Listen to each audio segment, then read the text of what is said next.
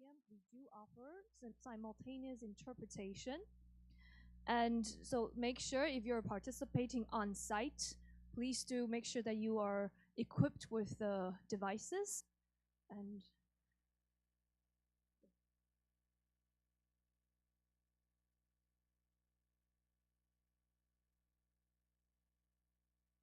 waiting for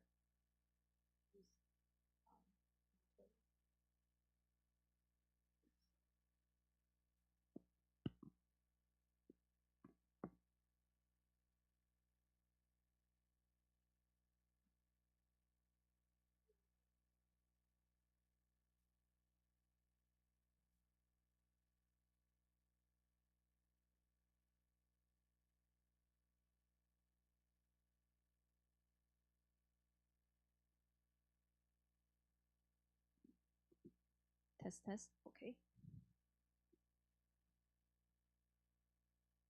Good morning, ladies and gentlemen, and hello to our international audience joining us online.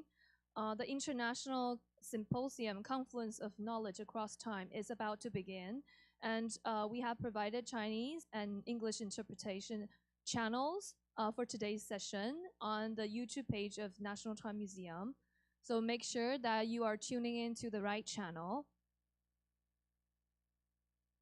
And throughout today's symposium, we encourage you to participate actively by submitting your questions.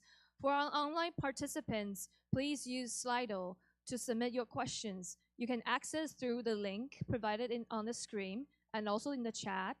For those attending in person, please feel free to raise your hand during the designated Q&A or general discussion session, or you can also use the Slido on your mobile devices. When submitting questions through Slido, please remember to include your name and indicate which speaker or session your question is directed towards.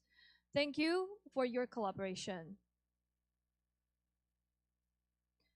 So now we shall start, right? A very warm welcome to everyone joining us this morning, both here at Pingtung County Library and online from all over the world. Welcome to the International Symposium, Confluence of Knowledge Across Time, a gathering that brings together museum professionals, scholars, and cultural practitioners to explore how our institutions can better serve our communities in an ever-changing world. The topics of our sessions are echoing with the topics that we're going to discuss in the ICOM 2025 Dubai conference this year in November.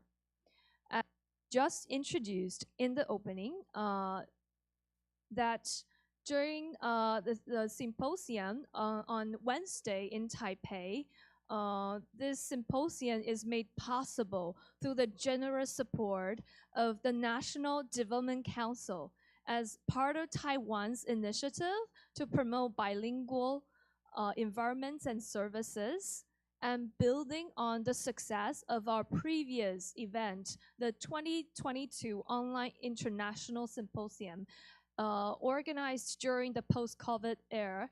We witnessed firsthand the power of cross-cultural dialogue when museum professionals from diverse regions engaged with Taiwanese experts on pressing contemporary issues facing our field.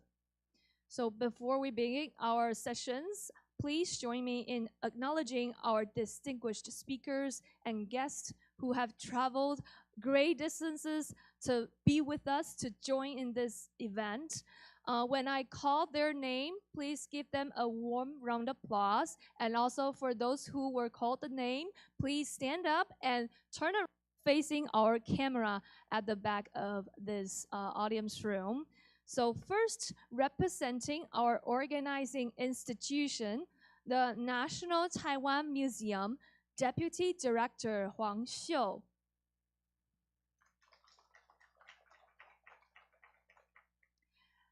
and the generous local host, the Pingtung County Library, who has kindly provided such beautiful and comfortable venue in one of the most fertile and vibrant places in Taiwan. The chief of the library information sector of Pingtung County government, Ms. Zhang Huijuan. Also joining us, the co-organizer of our event, the director of the Wutai Township Rukai Cultural Museum, Ms. Ba Xiufen Drustus.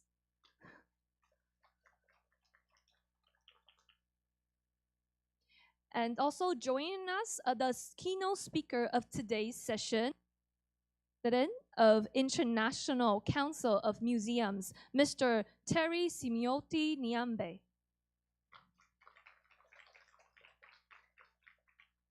And joining us, the panelists, the curator and educator of Bunun Cultural Museum in Haiduan Township, Ms. Languz Lavarian.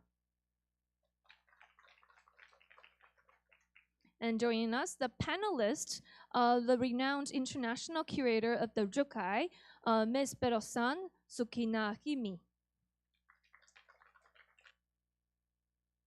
So traveling a great distance to Pingtung, the senior associate researcher of National Taiwan Museum, Mr. Lee Tzu-Ning. And also, this is my honor and privilege to be able to invite more than the above distinguished guests. We have a lot of distinguished guests from around the world joining our discussion today as well. And so allow me to introduce some invited guests. The chair of ICOM Working Group on Decolonization, Ms. Hannah Penov.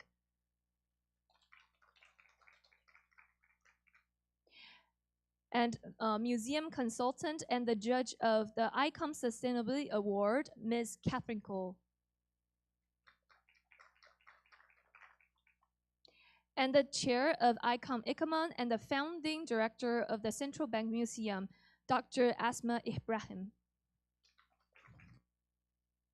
Traveling from Pakistan. And we also have a curator from the Stadtmuseum Berlin from Germany, Ms. Suilan Hauptmann. And independent photographer from Germany, Ms. Andrea Pressing.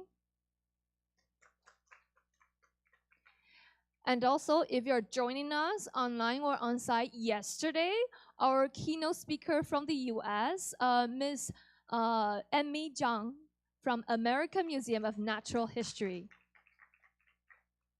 And also today with us, the director of the Global Center of Minerva School, Ms. Xu Fangyun. And also, we know that on site, we have many outstanding, excellent colleagues from Indigenous museums in Taiwan.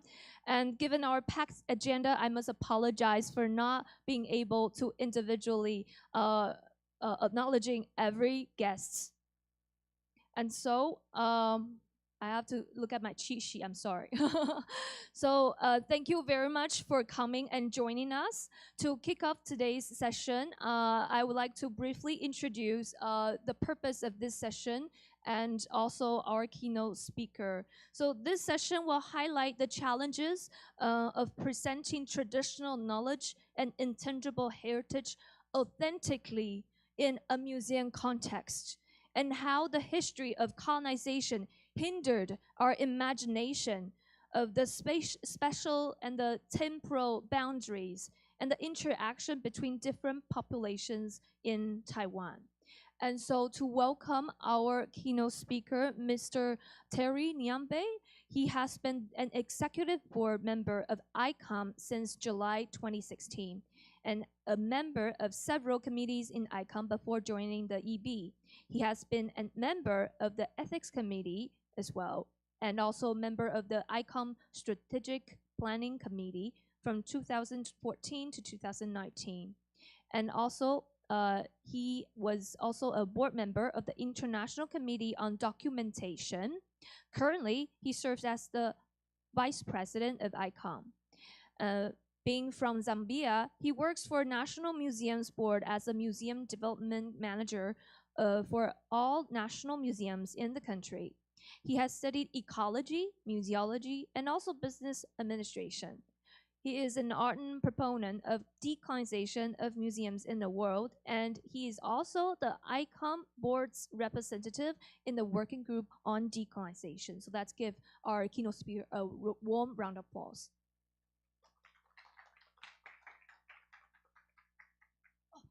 Sorry, I have to right the wrong. I forgot this in Taipei as well. We have to do something before our speak. That is the group photo. so, so please, for our audience who are sitting in the back, you're welcome to join us in the front rows. And we have our cameraman over here.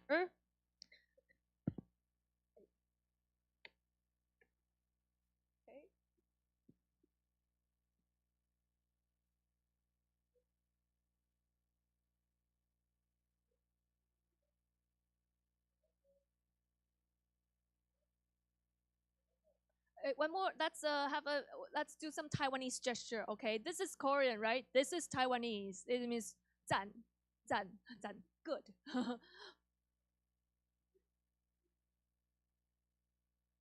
Okay, thank you very much. Sorry for the interruption.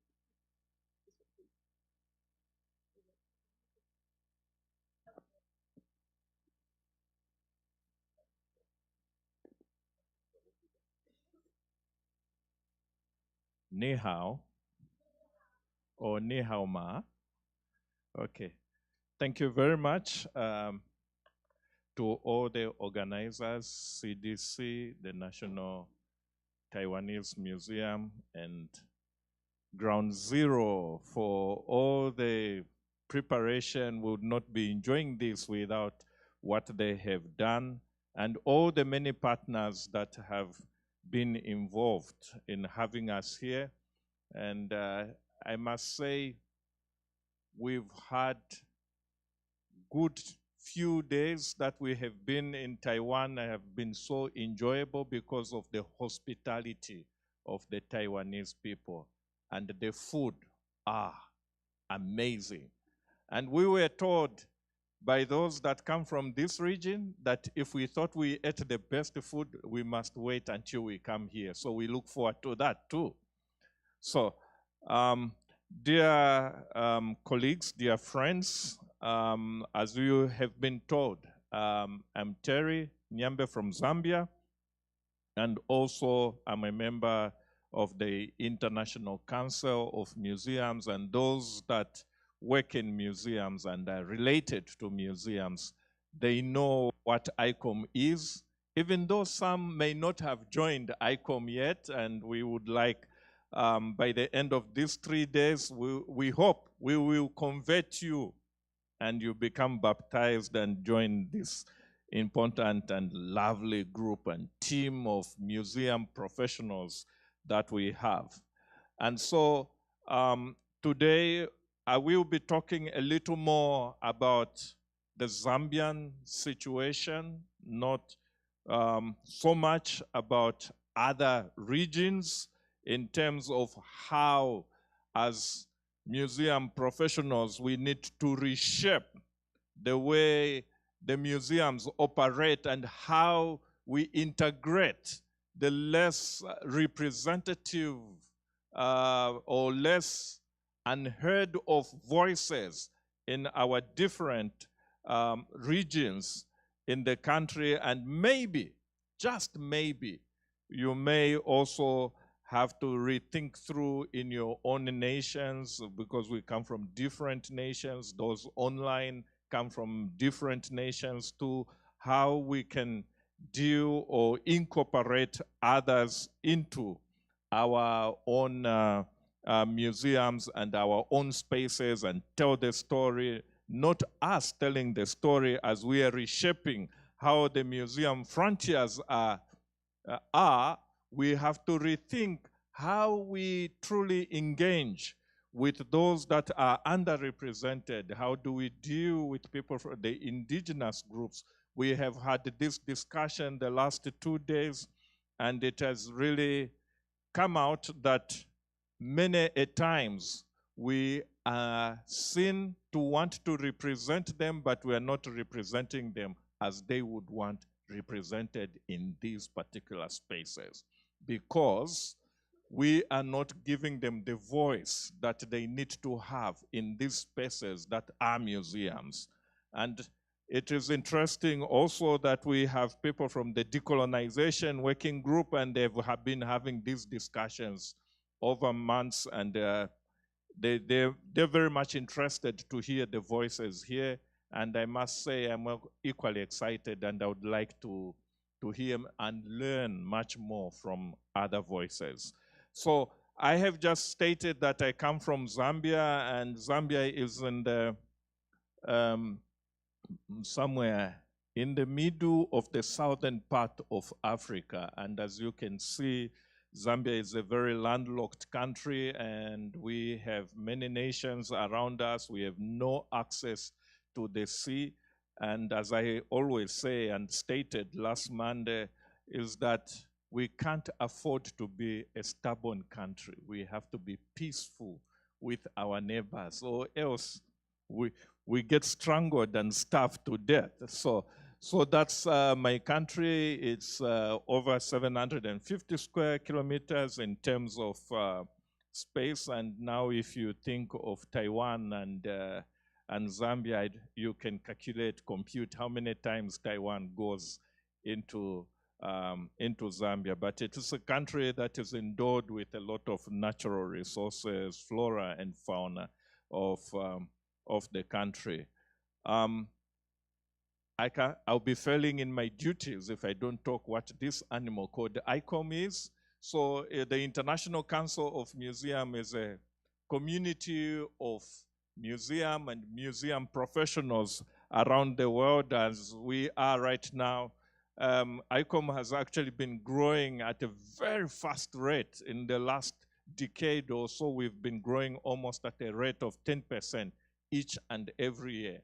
And as we stand right now, we're over 60,000 members in almost 120 countries. We have in each and every country national committees that are there, and we have in those national committees executives that are in charge to promoting the ideals and beliefs of ICOM, of wanting to serve communities and serve the citizens of where these ICOM and museums are. And we have also within ICOM the governance structure, which is an executive board that constitutes a president, 2 vice presidents, 11 executive board members. But also as part of the structure, we have international committees, and these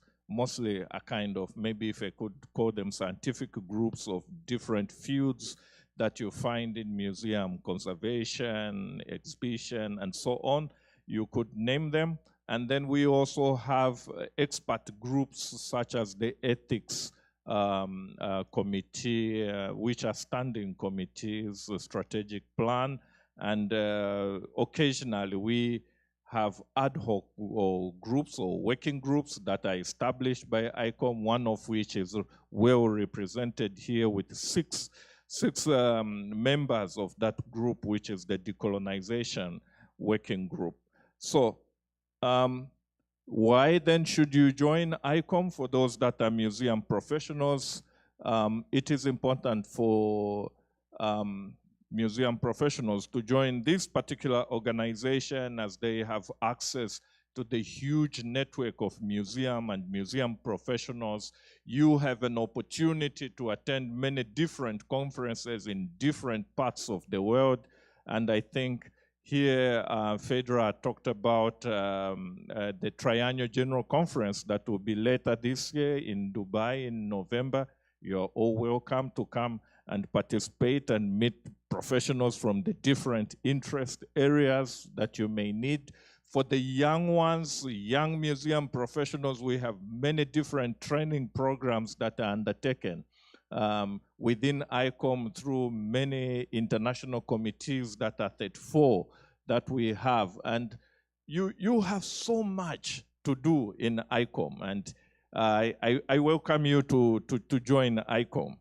So we are talking about pushing the frontiers of museums, and as we looking at that, the first thing that we want to just cross-check with ourselves is, how are these museums perceived by the people? There is a way we think museums are as professionals inside, and what we do and what we have planned, what we have been taught to be doing as museum professionals. But what do the people we are supposed to serve think about these museums and what they do?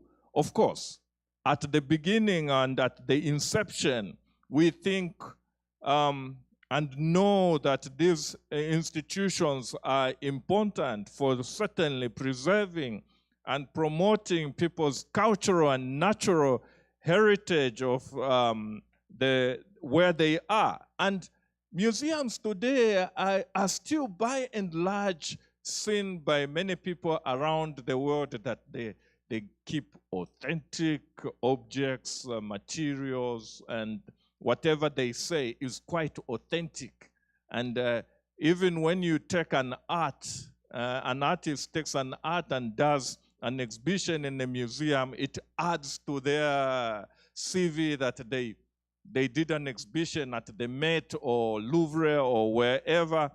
They are seen as ethical lighthouses for the society because they have this respect they have in society, and they are also centers of education and enjoyment, and we know them as such, but they're equally spaces for promotion of different perspectives, and some people see them as institutions that are for the elite, unfortunately, but this is a truth. And many young people in different parts of the world, maybe in Taiwan it may be different, but in other parts of the world you find young people don't visit museums. They visit museums when they are still children, when they are brought by parents, by schools, but as they go into teenage age, museums are not interesting for them. They do other things. They say, oh, they are not for us. They are outdated phenomena and so on. So as this is a truth that we cannot run away from. Sorry, I need to be going ahead. But for the Africans, what are these spaces? For many Africans, we have a challenge as curators, as managers of these institutions, because many Africans see them as places for only foreign tourists to go. They are places like for the elite, as we talked about. And even before they even visit the institutions, they already have in their mind that these spaces are very expensive. They are not for us, the local people. They are places where only researchers, educationists go to, and we are not in there. And they already say, because by all this construction, these institutions are Eurocentric. They are not for us. They are spaces where we are unrepresented. We don't feel part of them. We are not part of these spaces. So there is that feeling in most Africans. And I just put up a question there. Is this the same for Taiwan? I don't know, but we will hear from the presenters that say. But this is by and large the feeling, and that's the more reason why we see fewer and fewer people on the continent visiting these particular institutions, because sometimes people don't feel that they are part of it. And then we need to change this narrative. We need to change this situation as managers that have inherited these institutions that we are supposed to be managing. We need to be rethinking what kind of museums we want tomorrow. How do we reshape the frontiers of these institutions that we have inherited it is time for us to change that narrative, and museums certainly need to embrace diversity that we have in our society. And we talk about this, and it has been talked for many, many, many years. But are we really changing as institutions? And so we have to truly start making steps to go forward. We need to have the voice of the indigenous, the underrepresented, the voiceless at the center of these institutions if we want to be relevant institutions.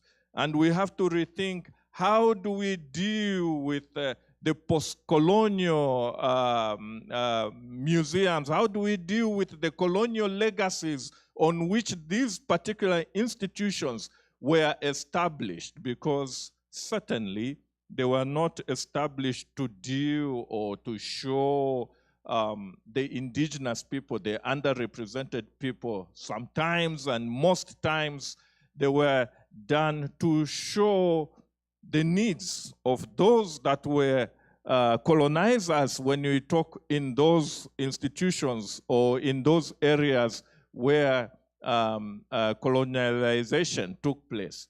But these institutions, as museums as they may be, need to be the nexus for heritage protection, heritage promotion, and the community. So they act as a space where they give communities an opportunity to come and engage and interact, and to have that identity that the people have. So these are institutions where each and every citizen should be feeling it is ours, and we need to be there, and we must be there, and we feel proud to be in these particular spaces.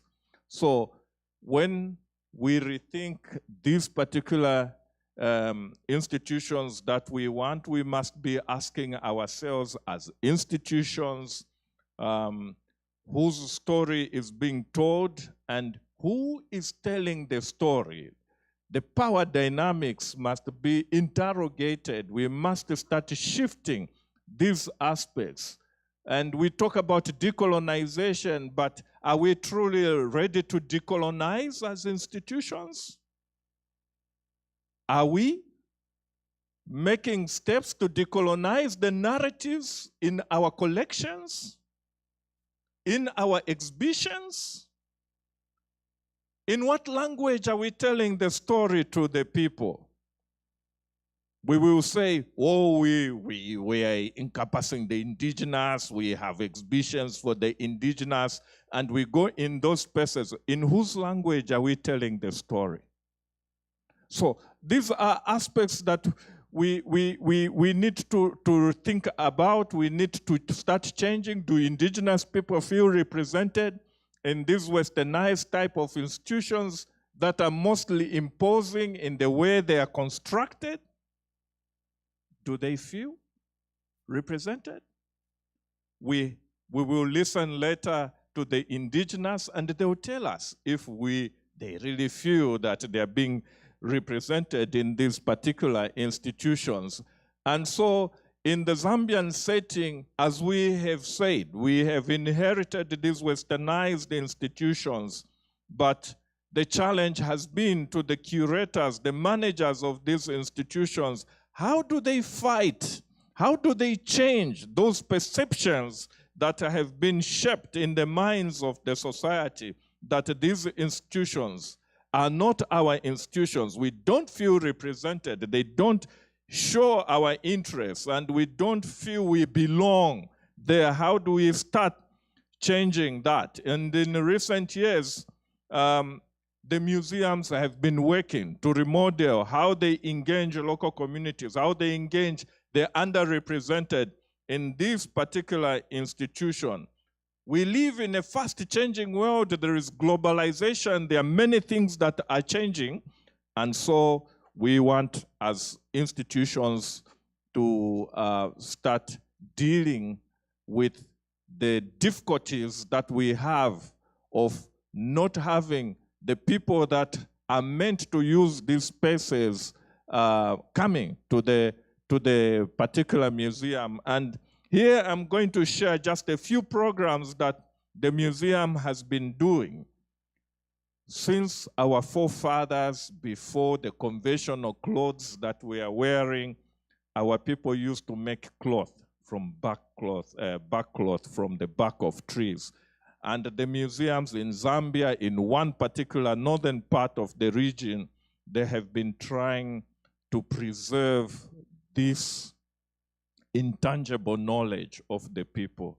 And they have been doing programs to document the issue of bark cloth so that it can be shared to the young generation. They can understand who they are, where they come from, and so that they could be proud of their heritage. And in one particular museum in the north called Motomoto Museum, they've done documentation of this process that is slowly dying, and we thought it was important for us to do this documentation, and there's very few professors that do this in the communities, and then they use this bark cloth when they do an annual ceremony. So if men and women, as you can see, will wear this bark cloth when they do their own traditional ceremony, usually once in a year, and they have their chief, and many people, they do traditional dances, and we want to, as an institution, to preserve this culture, to preserve this knowledge by showing it and showcasing it to the Zambian citizens so that they can see what they have. And we also do intergenerational culinary heritage. We bring people from communities to the spaces of the museum, teaching them the old kind of foods they used to eat, how they prepared it, how they preserved it in times of drought, and so on. And here you can see many pupils that are learning how to cook this food, how to preserve it from the older generation. So we create a space within the museum where the old and young can come and meet.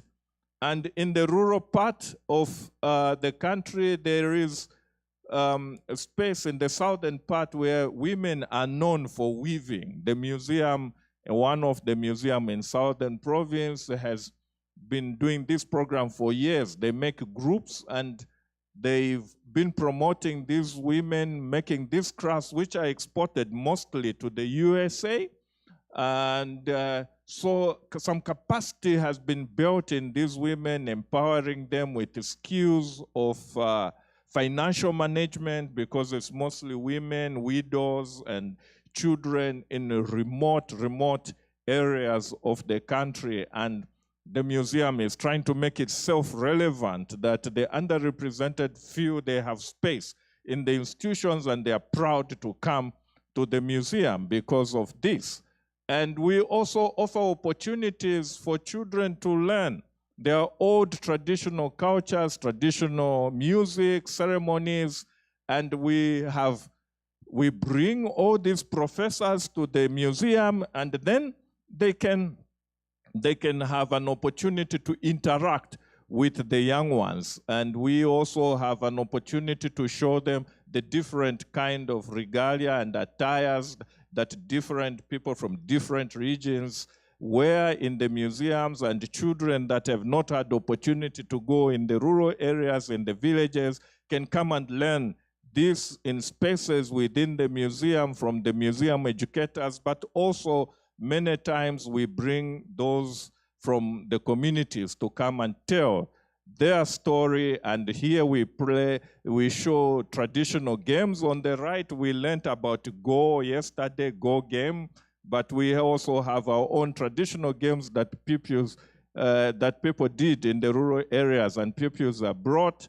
On the other side, they are learning how to pound and how to sieve. Today we use machines, and also traditional music. We show how it is done, the meaning, and on the right side, we bring people from the community to teach children how to make clay pots and they have space to learn how it is done. And also, here I was going to show you some traditional music. There's no voice, no sound.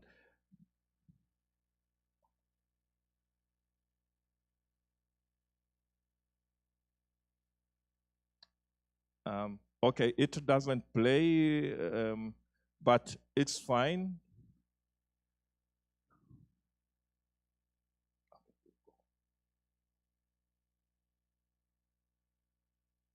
Okay, so I was going to just show you that we usually give spaces to people from the rural areas to come to the museum and showcase their culture and the traditional dances. Okay. So, in conclusion, it is clear, therefore, that we need to change the concept of museums in the community and need to change the power dynamics.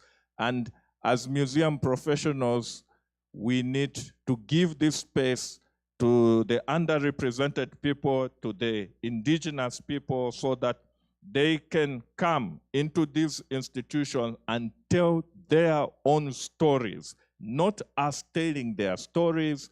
And it is more important that as people come to these institutions and tell their stories, then they feel the sense of ownership and desire to continue promoting and preserving their own heritage. So thank you very much. Sheshe.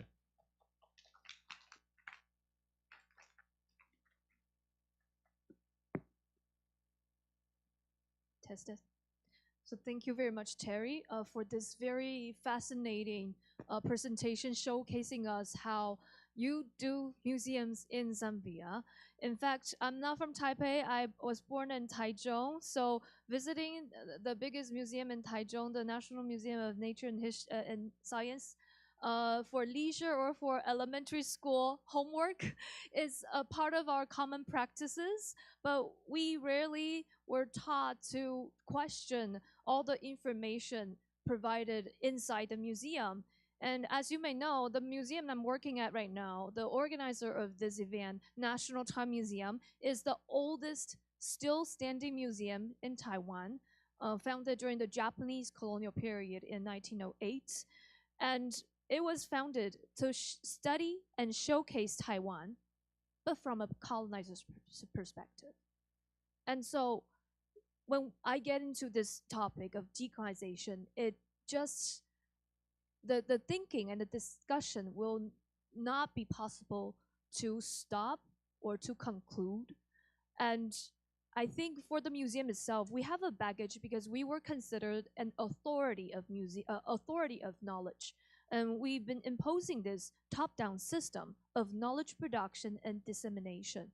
But is it the only way that our museum or other museums in Taiwan that were established in earlier times can do their practice, can formulate their practice? So today with us, we have invited the senior anthropologist of our museum, the associate researcher of the research department of National Time Museum, Mr. Lee Tzu-Ning, who has decades of experience working with the community to share his thoughts. So let's give our commentator a round of applause, welcoming to the stage.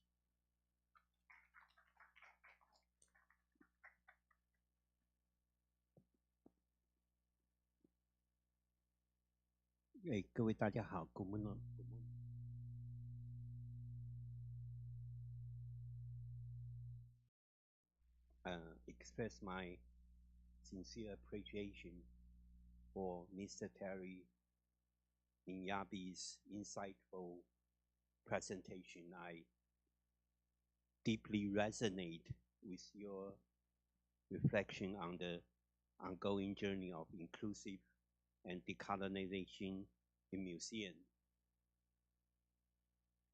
Your words are not only inspiring, but also serve as a vital reminder of our shared responsibility in this global effort. And thank you for your generous sharing your perspective and experience. I truly admire your leadership and commitment within ICOM. If I may, I would like to share my own reflection and introduce some of the efforts taking place at the National Taiwan Museum where I work in response to this important issue. I will continue in Chinese.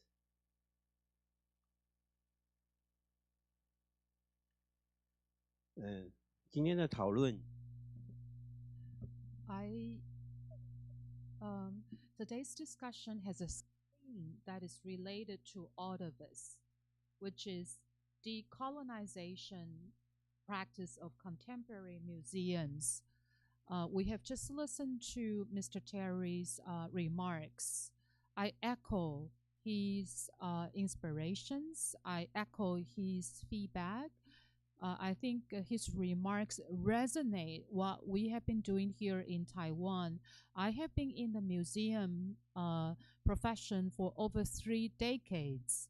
Most of the time during that period, we are trying to confront and reflect on ourselves how we can put the indigenous cultures and relics into practices, and how decolonization can reshape the indigenous communities in Taiwan, including the interpretation of relics to the display of relics. We are doing a really an overall reshaping.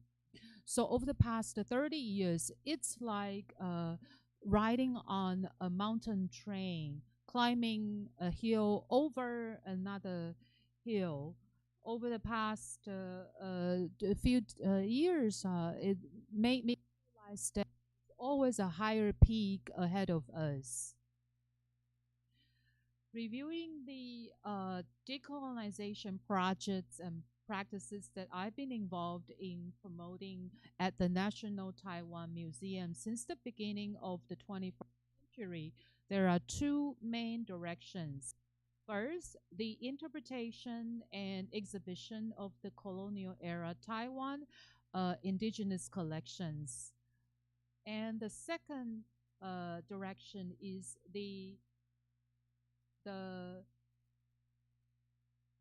introspection, exposure, and counteraction of the colonial background and limitations of the knowledge produced by the museums. Due to time limit, I will focus on the first theme.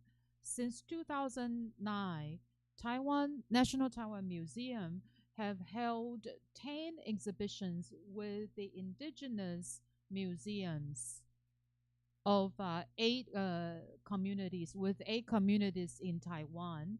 Of course, the core of this project is not only to hold exhibitions with the indigenous communities, but also to display the original artifacts collected by the National Taiwan Museum in the colonial era. So therefore, we are directly facing the colonial history and memories, which has led to a lot of dialogues and sparks what are worth pondering. It is difficult to describe all of them here. So for those who are interested, I encourage you to go to the individual exhibitions. But here, I would like to share some thoughts. Each time the Taiwan Museum of cultural relics return to their hometown exhibitions are certainly an independent experience. But since 2009, I gradually found a particular trend.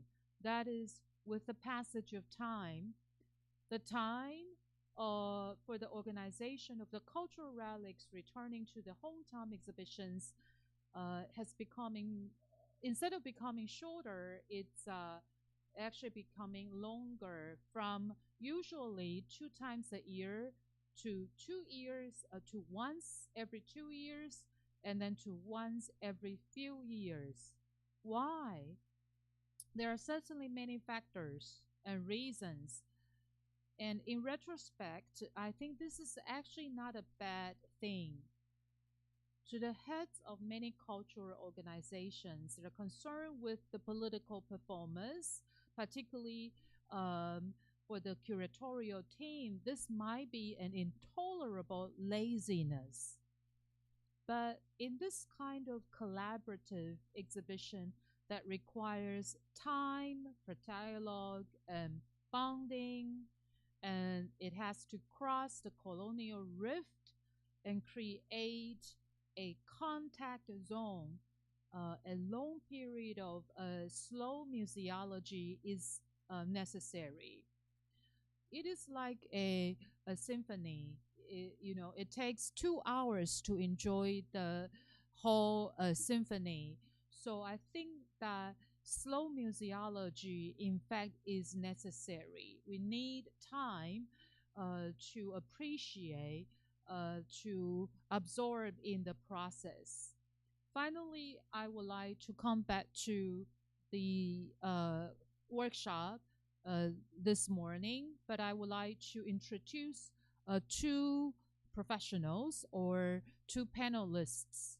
Over my past experiences of curating the returning to home relics, these two panelists are very detail-oriented and slow curators.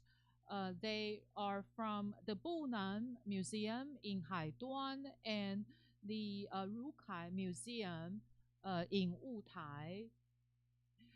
I believe that they are no strangers to most professionals in Taiwan. They are the gold medalists of slow museology. So I would now like to end my remarks, and please welcome the two panelists. Thank you.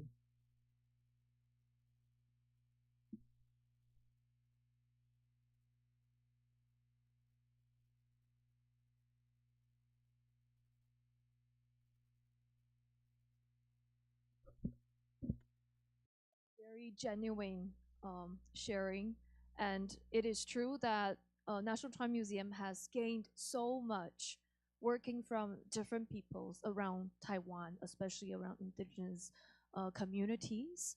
And also, I think that we were able to um, move from Taipei to Pingtung for an international discussion. This is one of the breakthroughs that National Town Museum embraces to be more accessible and to welcome more voices, because we absolutely understand how difficult it is for many people working in the indigenous communities to engage in such discussions.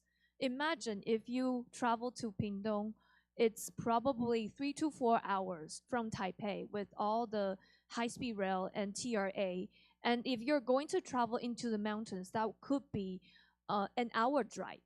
And so imagine how difficult it will be for people in the mountains to participate symposium. And so today it is our honor to invite two curators from also very far away, although in the similar vicinity, but it's really far away. And so for first panelist from the Bunun Cultural Museum in Haiduan Township in Taitung County. Taitung is a very long county, so inside Taitung it can be hours drive.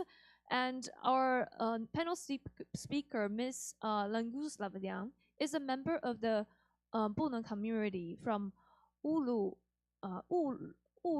village in Haiduan Township, Taitung County. And she was immersed in a rich cultural environment from an early age. She is currently also pursuing her PhD degree in ethnology. And since 2015, she has been involved in cultural, curatorial, and collection research at her museum in Haiduan. And she has contributed to exhibitions regarding the return of Bunun cultural artifacts and others focused on historical image-based storytelling and with the aim of presenting indigenous perspectives and voices through museum practices. So let's give her a warm round of applause.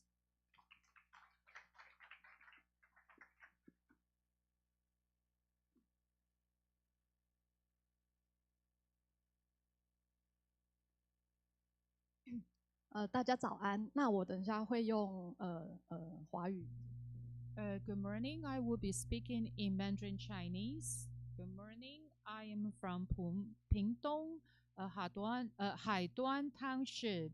Lavalian is my name. Thank you for the round of applause. Thank you for the invitation by the organization. Today, I would like to share my experience on the museum practices and the decolonizing of Bunun leather tanning. This is the outline of my presentation. First of all, before I officially begin my presentation, I would like to share my personal experience of going into the mountains and also my personal experience in relation to my museum professional. Here you can see that Bunun community is recognized as one of the 16 official indigenous communities in Taiwan. They mainly are concentrated in the Central Mountain Range. They are experienced with the forest knowledge. You can see some old photographs of the Bunun tribe, Bunun community in the early days. The hunting practice is deeply embedded in rituals and the social roles in Bunun community. It is also a key domain of male knowledge and practice. But this is only on the surface level. If I share my personal experience with you, you can see on the slide here. This is I went hunting together with my dad, and my dad brought the animal hinds and how the animal hinds are processed. So to me personally, it's a deeply embodied experience carved into my childhood. Here on the slide, you can see the already processed pelt. Every time this processed pelt, the animal hinds were actually discarded. I asked my mom, why did you, discard the animal hinds? My mom simply said that it's an evidence. I needed to conceal the evidence by throwing it away. Why do we need to throw away the evidence? I will share with you some perspectives later on. Even though it was taken care of in my own home, in my own house, why do people still do that? The second slide is about 2015, about 10 years ago, I returned to my hometown, working in my hometown in this indigenous museum. Since then I've been thinking, my own personal reflections. It's always Eurocentric, and how that has influenced the indigenous community in my hometown, and how do we pursue decolonization. So I started to wonder, can the knowledge of traditional tanning practice be revived? Why tanning? Because I always see that tanning is an invisible craft. Every year, local governments collaborated with the museum to open workshops, but never a culture or guns. So compare with in or wood carving, which are promoted actively by the local government, tanning is relatively invisible. So I have shared here the various factors why it becomes invisible. First of all, the culture of hunting in Bunun are deeply shaped and constrained by the dream omens and taboos.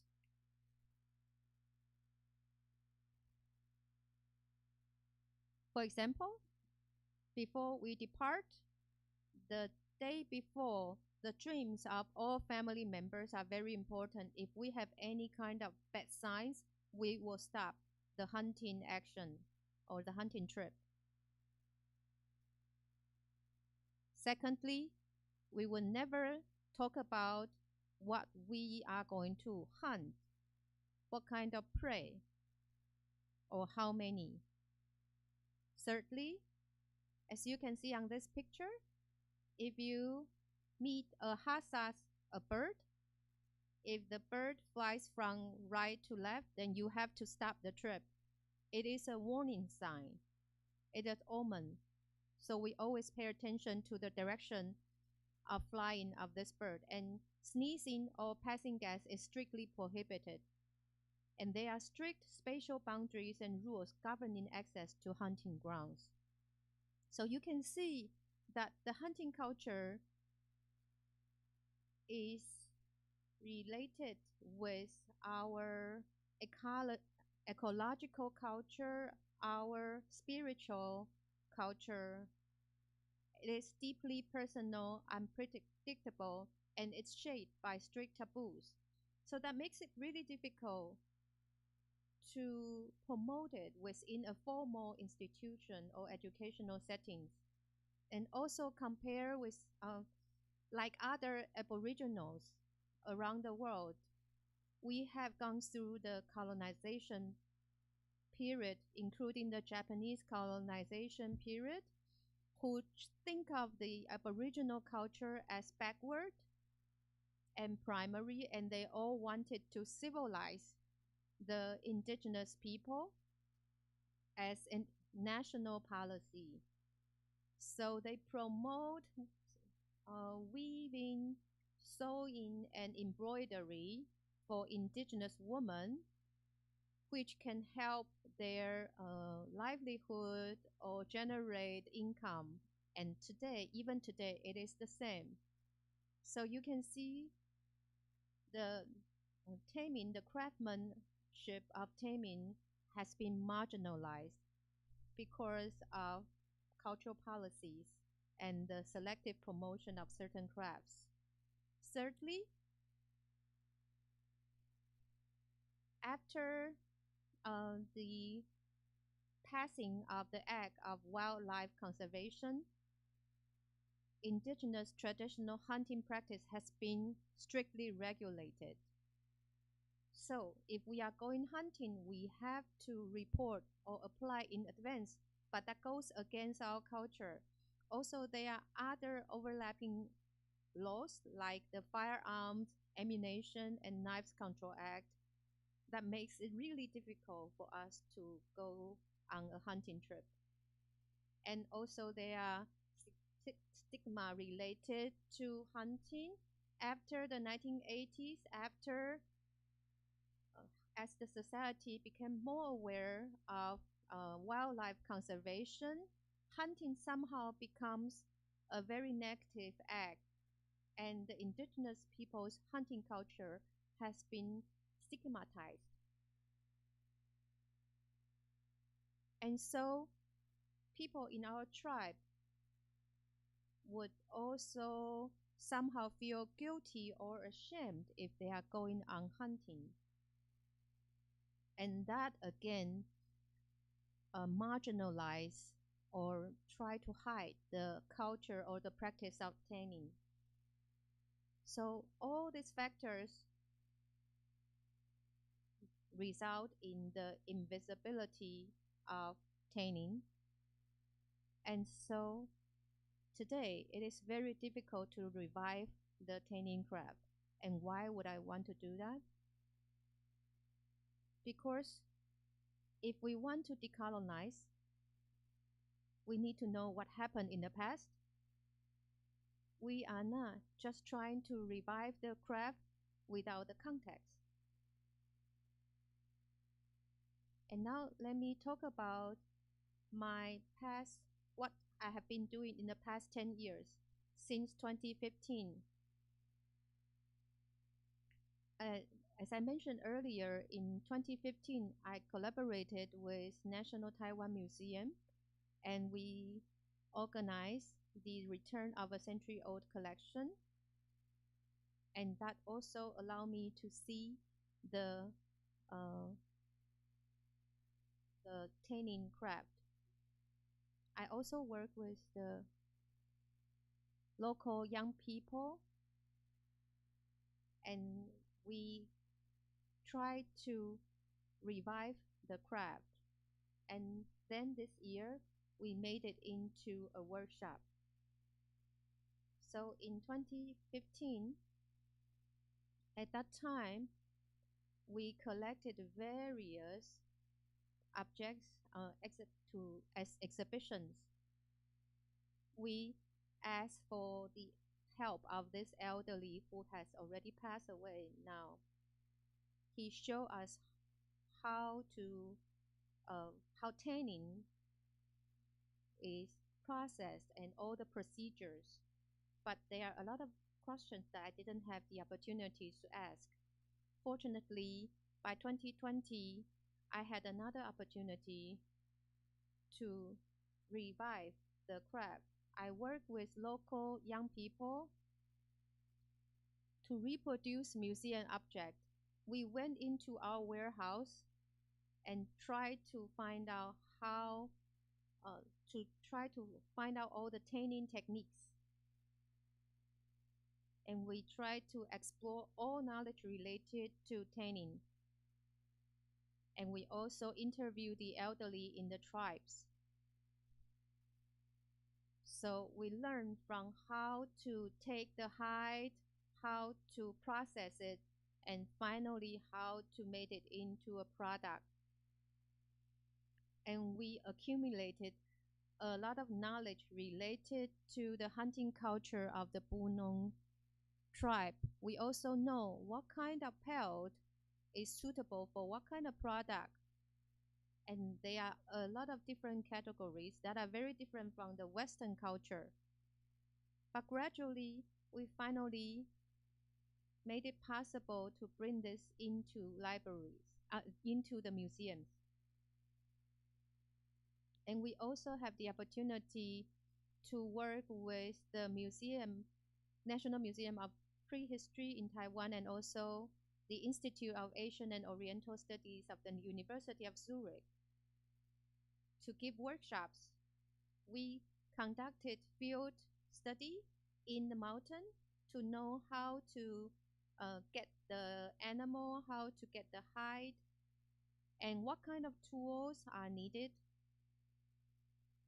And also there are hands-on workshops and all the tanning techniques. Then we document everything. But there are also challenges when we are giving the workshop. For example, where do you find the hide? Even 1 day or 2 days before the workshop, I was really worried about if we can find a suitable material. And also there are time constraints. Usually an elderly need at least 1 year to process the hide, but we only have a couple of days. But we do have some emphasis. We want to show them there are variations in practice and there are diversities in culture. Every family has different tanning techniques and different knowledge. And we try to show that in our workshop. We also need to show them the dynamic nature of historical change. What kind of changes have occurred in the past? And also, in terms of techniques, what kind of tools were available in the past, but they are lost now?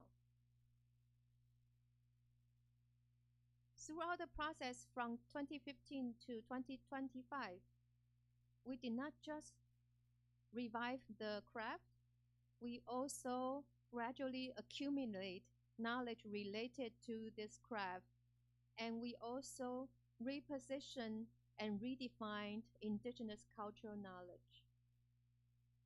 And finally, as a conclusion, I'll briefly review what I have talked about in my presentation. Tanning has been marginalized over the past decades, and we need to redefine the meaning of the hunting culture and tanning. And one of our craftsmen experts said that they believe that they get this animal through hunting. They need to use every part of this animal as a cherished practice,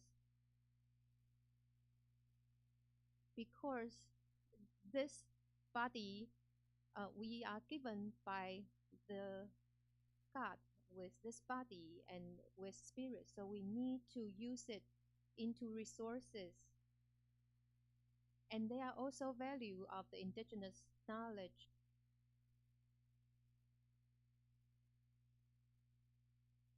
We believe that the struggle for the validity of indigenous knowledge is not just about recognition of indigenous people. Also, as museums, what can we do and what should we do? As museums should not just be a place for storing and displaying objects. We need to be platforms for knowledge making, rethinking historical narratives, and enabling cultural sovereignty. So we need to co-create and practice local knowledge. The first step we have to do is to confront the dynamics of history and knowledge loss. We need to acknowledge and understand what had happened. If you don't understand the historical context, you will not be able to know why do we have this situation now. We are not trying to return to a very static tradition. Rather, we need to think about returning to the dynamic logic of culture and responding to the present. And thirdly, we must consciously document and practice. So this knowledge of tanning is not just a static knowledge. We need to have a comprehensive knowledge base related to this culture, so we can really present this culture in the field of museum. That will be my presentation, and this is my dad. Thank you very much.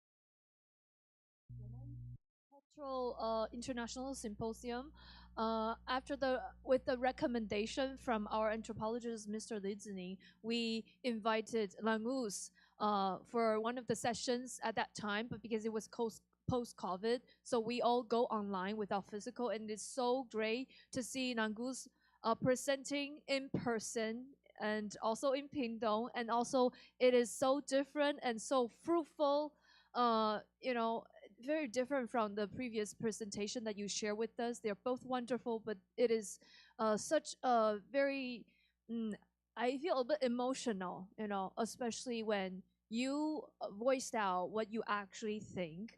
And the next panelist is also a partner that we have been working with for quite a long time. In fact, this symposium is the second event we are holding in Pingtung this year. A week before the International Museum Day this year in May, also under the project funded by National Development Council, we organized a workshop on delivering English guided tours in Pingtung. It's in the tobacco factory, and we have invited the staff from indigenous museums in the south and in the east to join us in that. And so they were able to, look into the digital archive of National Taiwan Museum and select the artifact of their culture and introduce and interpret these artifacts in their perspective. And in that workshop, we actually invited our next panelist speaker, Ms. Perasan, as one of our speakers and lecturers to share how you can actually view these artifacts in a different perspective. But by different, it is for me, I see this as a very different perspective, that we work in the city, in the National Level Museum, we look at differently. So it's so interesting. And so to introduce our panelist speaker, allow me to give a brief introduction. Perasan is dedicated to researching sustainability issues with traditional Jukai culture and actively applies and promotes this knowledge through a social enterprise model. She has previously served as a curator and collections research and conservation specialist at the Jukai Cultural Museum in Wutai Township. Currently, she works with the Jukai Tree Enterprise and also pursues independent curatorial projects. She is also a doctoral student in the Institution of Education at National Sun Yat-sen University. In this special exhibition that the National Taiwan Museum worked with the Jukai Museum, which she co-curated, she emphasized that collaborations with National Level Museum should be founded on mutual respect and professional complementarity. And so let's give our next panelist speaker a round of applause, welcoming her on the stage.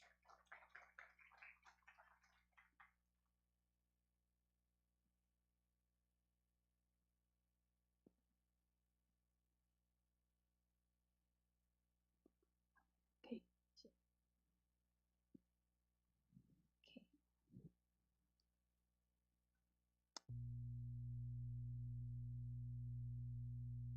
Sabao. Hello.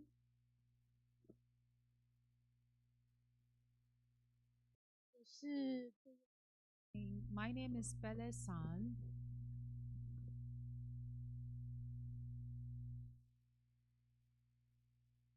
Perasan Skajimi is how I pronounce my name. I am from Lavalian, Wutai Township in Taitung County. I'm very delighted to have this opportunity to come here and to engage with everyone and to share with you some of my insights on museum professionals. 我们有很棒的口译，所以我想接下来我会用中文来跟大家分享。This is the topic on this ICOM workshop. This is the This is the main theme of this workshop, which is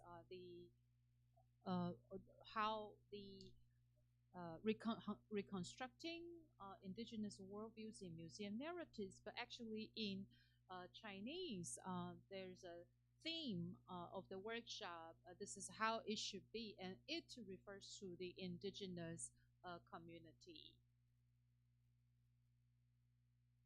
And I will, before I begin my presentation, I first of all like to express my gratitude to all the community elders. Thank you for your guidance. I'm here today not because I can, but because of the elders, the community elders who have been guiding me all the way. So I need to introduce all the community elders to you. In my township, in my community, you can see the community elders are very experienced with a lot of indigenous knowledge. Traditional knowledge is deep-rooted in everyday practices. They are not documented, but rather they are practiced on an everyday basis. The elders have been teaching us hand by hand. If you take a look at picture 1 and picture 7, the community elders are teaching us how to go fishing using some weaving fishing nets. And picture 3 and picture 4, they are teaching us how to make millet wine. And you can also see that in photograph number 4, she is quite camera shy, So I actually went to the field and looked out for this female elder and talked to her. In photograph number 3, the community elders are teaching younger generations the history of the community. In photograph 5, the community elders are teaching the weaving techniques. In number 6, photograph 6, the elders come to the Indigenous Museum in the local township to share their experiences in preserving the historical relics. So you can see they have widespread knowledge. They're everywhere and they practice every day. In addition to the traditional practices, the elders also teach us the way of thinking, the way of doing in contemporary society. For example, in photograph A, these elders teach us the implications of the indigenous knowledge. Even in contemporary life, in modern life, we need to, when we are innovative, we need to go back to trace back how these tattoos or facial tattoos are created. In photograph B, the elders are talking about the rituals, the traditional rituals, and the traditional practices in ceremonies. And these elders are telling us that the rituals are not just about very glamorous costumes or dancing or singing or drinking. It's all beyond that. And photograph C, you can see that at the national level, there is a homeland plan, homeland restructuring plan at the central government level. In other words, the national government is trying to redefine the land use. Unfortunately, the voices of indigenous communities are not included. So by taking advantage of the indigenous spaces, we are trying to convey the voice of the indigenous peoples to the central government. What is the vision of the indigenous communities? We are trying to convey that to the central government. And we are trying to incorporate all these different voices when the central government is trying to reorganizing the national lands. And this is, are they related to my exhibition? Certainly they are related to the exhibitions that I curate, because all the exhibitions are trying to convey messages, are trying to voice those underrepresentatives.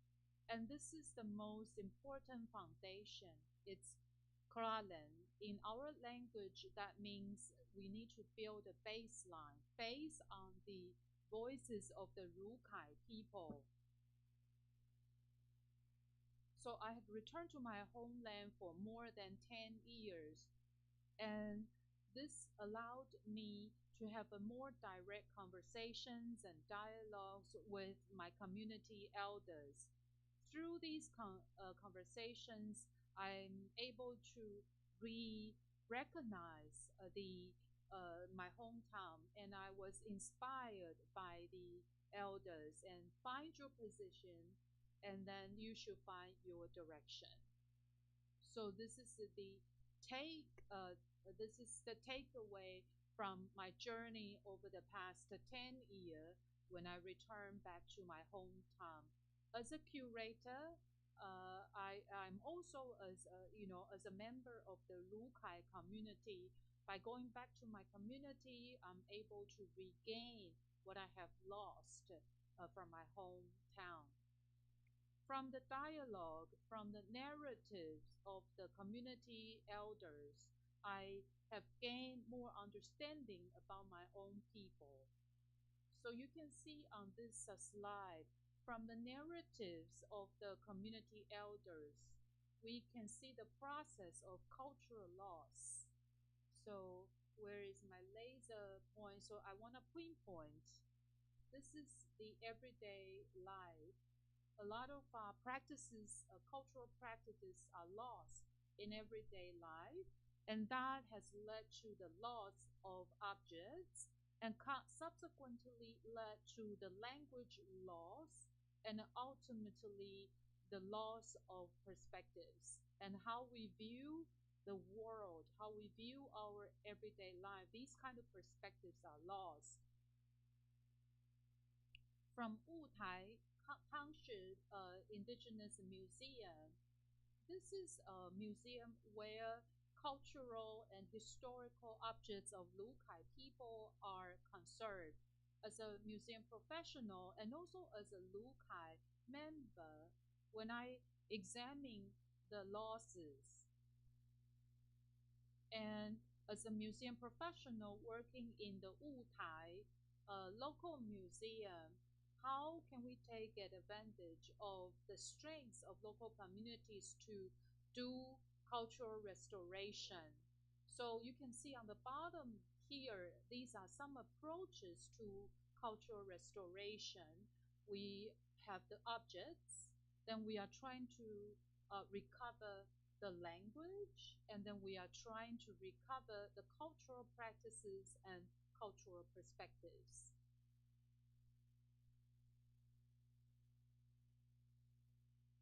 So I am trying to share with you the history of the Indigenous Museum. So I would like to give you an overview of the development of the Indigenous museums in Taiwan, because my curation took place during this period of time. So this is a sort of a simple linear timeline of the development starting from 1999.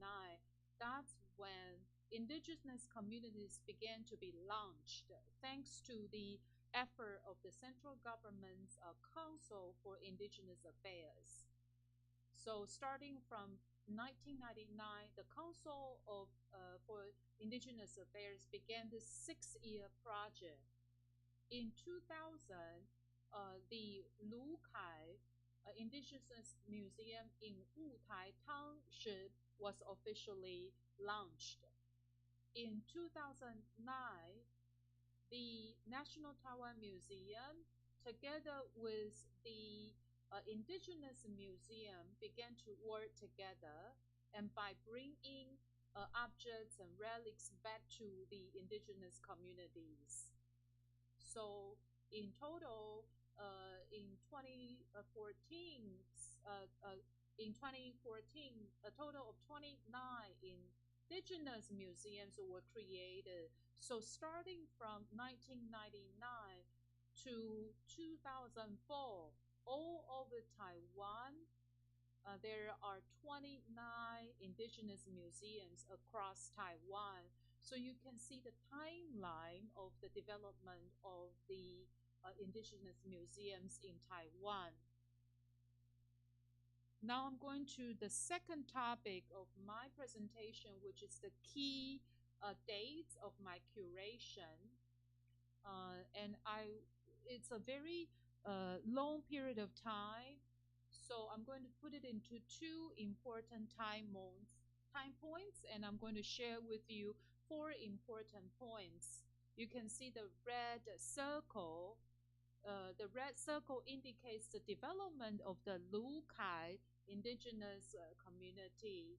I will talk about the return of Lukai Museum and also the collaboration between museums.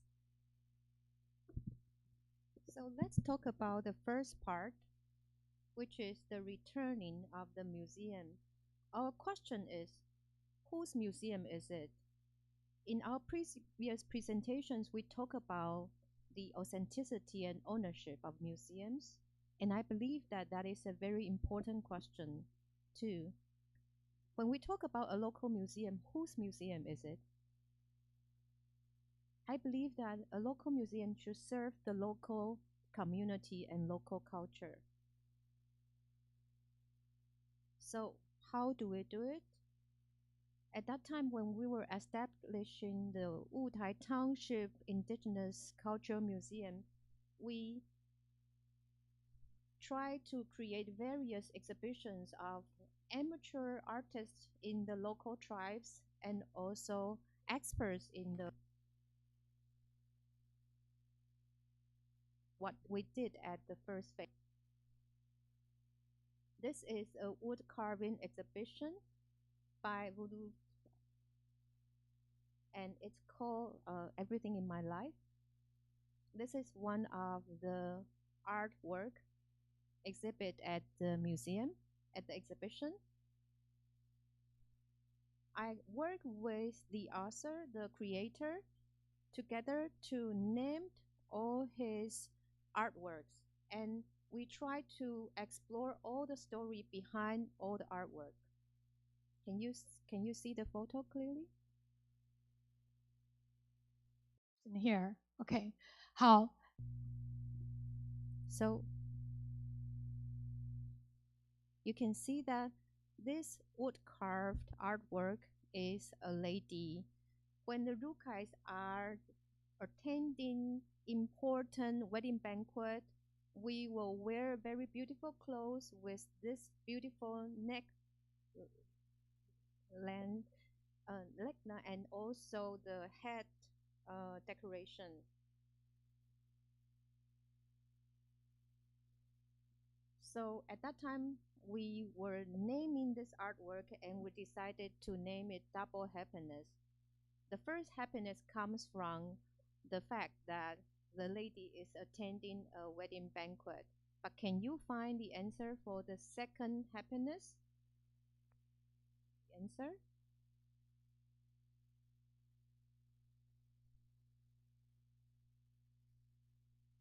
Anyone? Do you know what is the other happiness? That's about half correct.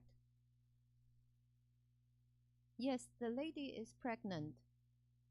But if we statue around, you will see that the baby is coming. The lady is about to attend a wedding banquet, and when she just stepped out of her house, her child was born. So that's why it's called Double Happiness. And this is the story behind the statue.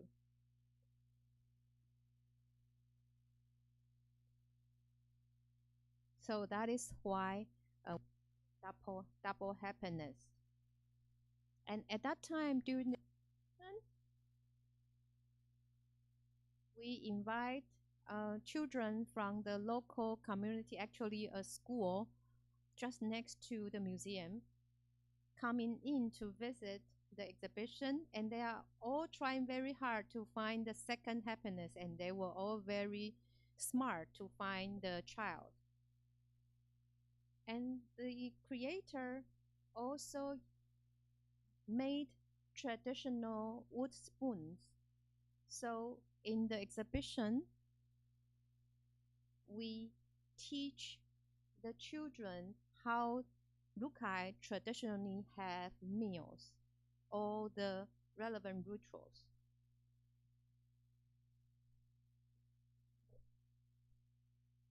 And we also have local photographers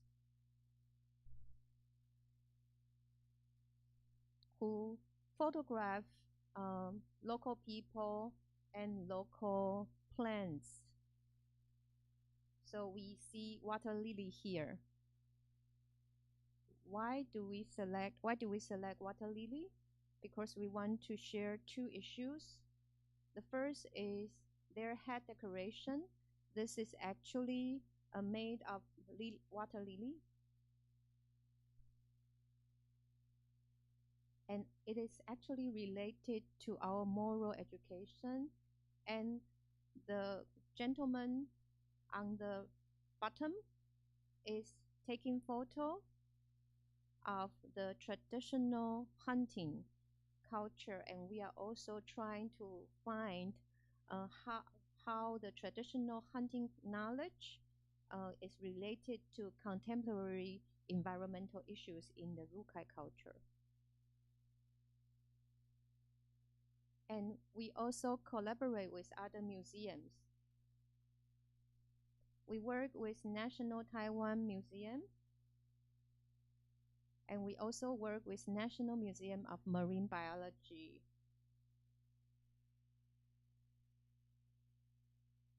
At this phase, our most important assignment or task as a local museum, when we are working with a national museum, our biggest challenge is that we are in different positions. And when we are creating or curating an exhibition, how do we make sure that our strengths can reach its potential without conflicting? And how do we make sure that we complement each other instead of confronting with each other?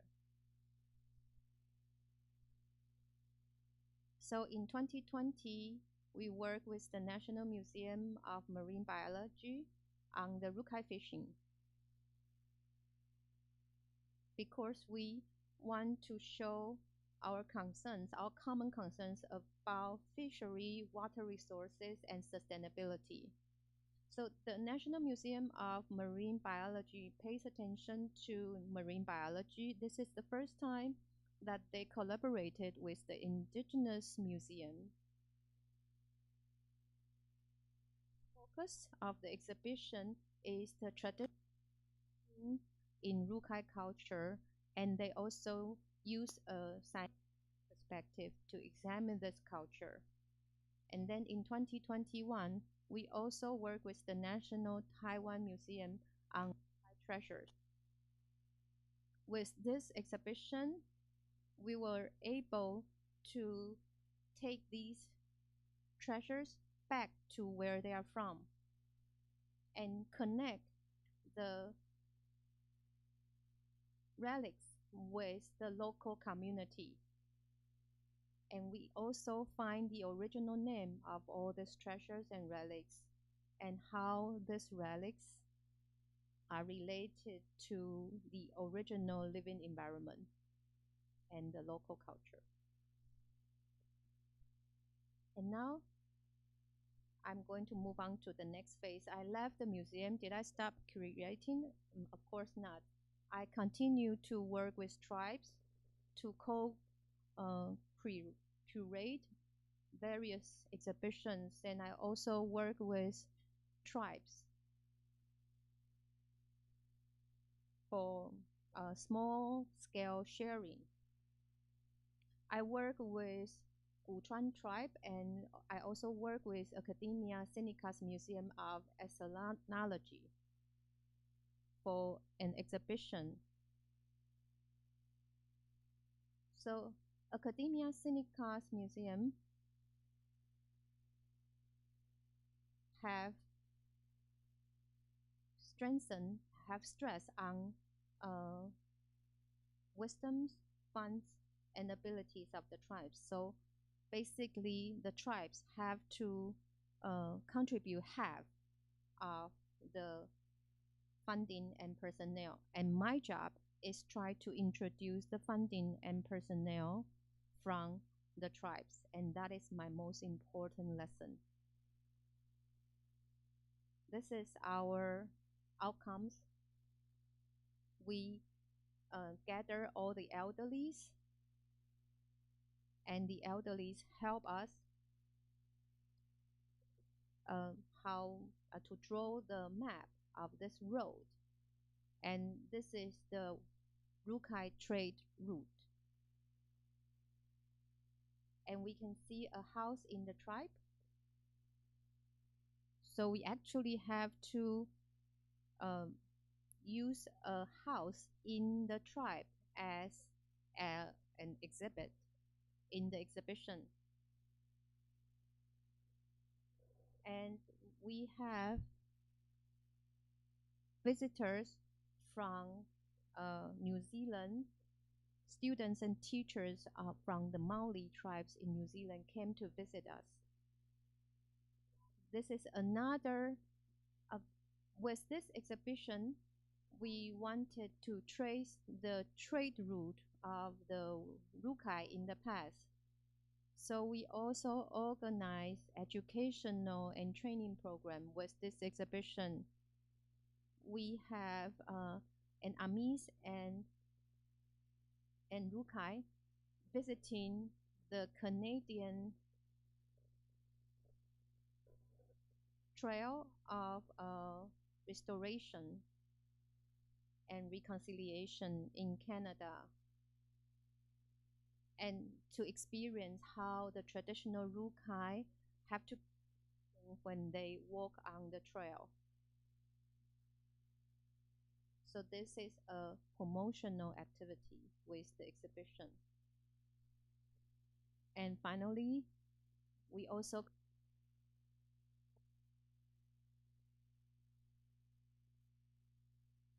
don't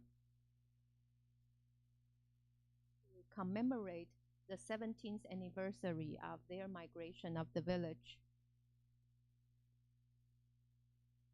So this is after the villagers came to visit the previous exhibition we cooperated with Academia Sinica, they decided to initiate this project and invite me to share the story of their historical process, of how they move their village.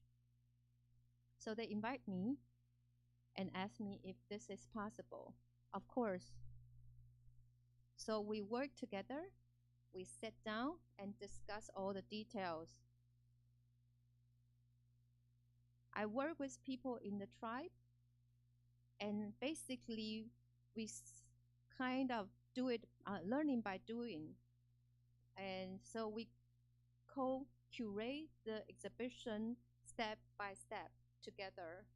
So I hope that through this process, I can help them internalize this knowledge and made it possible for them to tell their own stories on their own independently.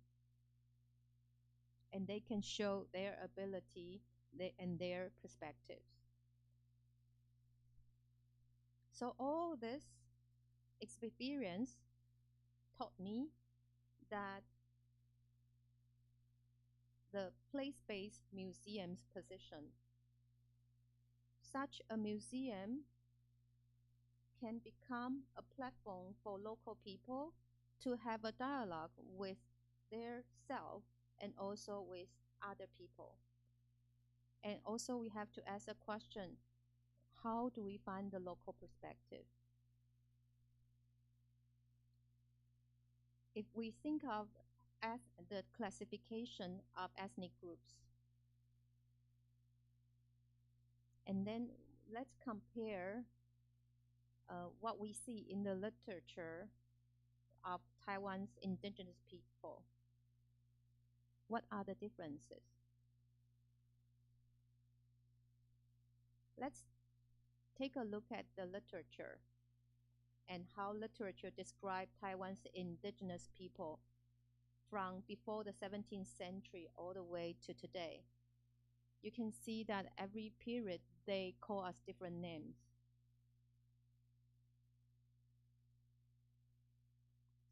And then in the ROC period, there are now 16 officially recognized Aboriginal groups in Taiwan.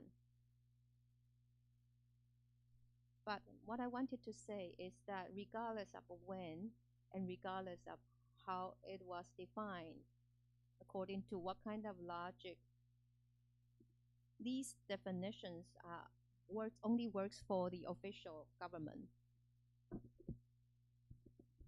So let me ask myself, do we have our own definition?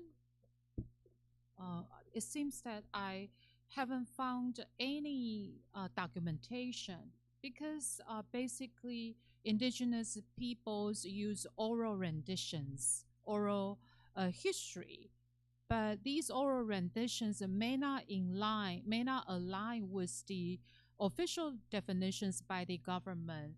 So let me show you the different logic thinking, and maybe that's a way for us to identify our own people. So for the Lukai people, if we ask ourselves who we are, the ancestor might say, let's go to see the shapes of the mountains. So you can see the Labalalabu, which is on the bottom of the mountain, is the hot, low altitude. And then if you go upwards, it's the warm, immediate altitude. And then if you go to the peak of the mountain, you will see the cold, high altitude. But how about Rukai? Rukai people. So that's the Rutakukai. That's how Rukai people describe the high altitude.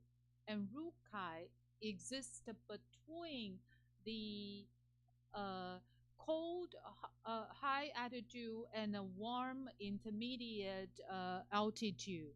But the official documentation nowadays call us Rukai people instead of Udradreka. How about the warm zone? The warm zone is called Buzulu. And for Taiwan people, they are called Nuba Buzulu. So people who live in the warm zone. So you can see how people are, different peoples are classified based on the logic of Rukai people. Anything else? Yes. Let me show you another example. Pay attention. So now it's called Taiwan. But from people of Rukai, we don't call them Taiwan. We actually use another word. So besides Lukai people, Lukai communities, there are two other communities. These are two other communities coming from the mountain ranges in the northern part of Taiwan. They come from here. And this is where Lukai people are located. And this southwestern part of Taiwan is where the Zukabuzulu people live. So for people coming from the northern part of Taiwan, they are Simon. So Simon means people with facial tattoos. If you are from Taiwan, you probably know which group, which community. Later, Sunao people are meaning people who are hidden in the dark. Simon means a group, because whenever they show up, they are in a group of people. And Patsanakolinga, meaning facial patterns or facial tattoos on the face. So that's a group of people with a facial tattoo. That's a Simon. How about Su'ao? Su'ao people, when we say Su'ao, that means we are angry, because those are the people that we fight against with. For Rukai males, they say that we are warriors, please come and fight us face to face. But it's different for Bunun people. Bunun people's strategy is in a hideout. Their strategy is in a hideout so that they can observe what their adversaries are doing. So to Lukai people, we call them Su'ao because we are angry. They don't come forward to fight against us face to face. So that's the traditions. But now Su'ao people no longer in a hideout. So we now call them Bunun instead of Su'ao in the past. So that's again part of our past history. Let me ask you a question. My elders, Simon came first. Simon people came first, and then Su'ao people came later. But how do we know who came first and who came later? I know I have limited time, so I'm gonna go faster. To Lukai people, we don't use Western calendar.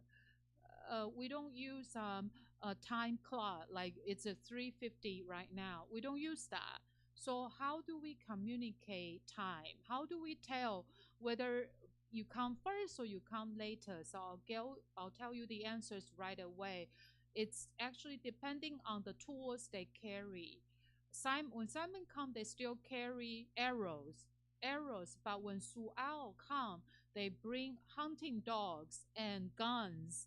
So when Bunun people came, they already had guns, hunting guns with them. But when the earlier people come, they still use arrows. So these are taught by the elders. That's how we view the time frames, who come first and who come later. I'm not gonna go to the conclusion. Please allow me to share my conclusion with you. This is how I'm going to end my presentation, but please allow me to share my conclusion with you. So this is what I have learned, going back to the origin, getting to know yourself again, find your tongue and your logic, and because the power of decolonization begins with understanding yourself, with a head covered with red animal teeth and shellfish, I ponder the mysterious. Only with a profound understanding can we end the vicious cycle of mutual transformation. Thank you.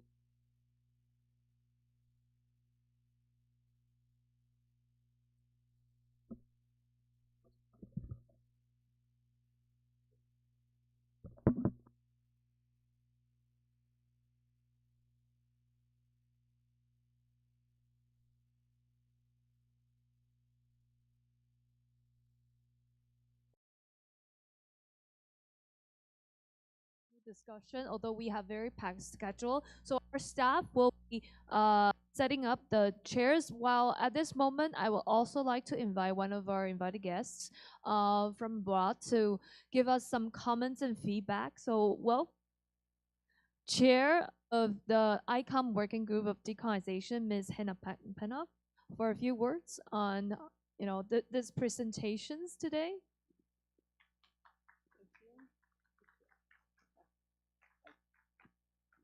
Thank you very much. So I come from the Netherlands. I'm Dutch, and my language is Dutch. So I was listening very carefully, and I took also many pictures of your slides. I took the permission to do that because I would really like to read them afterwards again and really think more about it. But while listening to your speeches, many things passed through my mind. Living in the Netherlands, it's a flat country. Our highest mountain is like 300 meters. So our language is full of other idioms, mostly related to water and the sea and sailing and shipping and maritime terms. Like if you keep an eye on the sail, it means you're staying alert. And another very important source in the Dutch language was the first 17th century translation of the Bible. So our language is full of expressions related to the Bible, and I know many of them, but I must say, I guess many young people really lost them, and this knowledge is being lost at the moment. And I am related to elders. In the Netherlands, older people are not that much respected or listened to, and I'm really curious to see with the demography that's happening now, not only in many European countries, also in Japan and Korea and China, the layer of older people will become more and more respective to the younger people. And what will that do to the respect for older people, because they will take all the money and the care of the younger people. So, well, let's see and let's live how that goes. And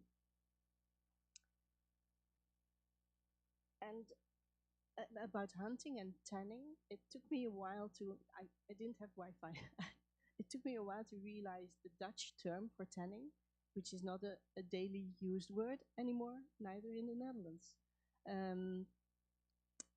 It brought to mind something maybe a bit different. Hunting in the Netherlands would be like a royal activity or an elite activity. And it immediately brought also to mind all the wild animals in the colonies that were shot just for fun, and the hides of the bears and the tigers adorning the houses in colonial countries. But it also brought to mind a current case in the Netherlands that the wolf has come back. It already was more and more coming back in Germany, and now it crossed the border to the Netherlands. And oh, this is a big problem because the farmers are angry that their sheep are being killed, like 20 at a time for nothing. And others say, yeah, well, this is nature. We have to live with nature and embrace nature. And then you see this dichotomy of how do we deal with that and the emotions that come with it. And so now one wolf has bitten a woman who was walking in the woods, and now there was a law case whether the wolf is allowed to be shot or not. And the answer was yes, it is. We should shoot this specific wolf, which has a number. All the wolves are numbered. So it has to be maybe punished or maybe, well, make a signal to people, this is how we deal with these things. But it's really a dispute and difficult. The concept of slow, maybe there was one, let me check. Yeah, well, the concept of slow museology, and now I go more to my role as chair of the ICOM working group. We've been discussing this a lot, and Perasan, we had you giving a presentation in one of our online meetings. It's one of the things we said also in our report. Decolonization takes time. We need to respect the time it takes because it's not an overnight thing. We have to change our mindsets. We have to change the way we work. We have to work much more with, in the Netherlands, we would say oral history. We have traditions. We don't have indigenous peoples in the Netherlands because it's all of us, so to say. So we have to listen much more, and this is what we tried to give words to in the report that we just handed in to the executive board of ICOM and as a first draft, and we are awaiting their answers and their reflections on that.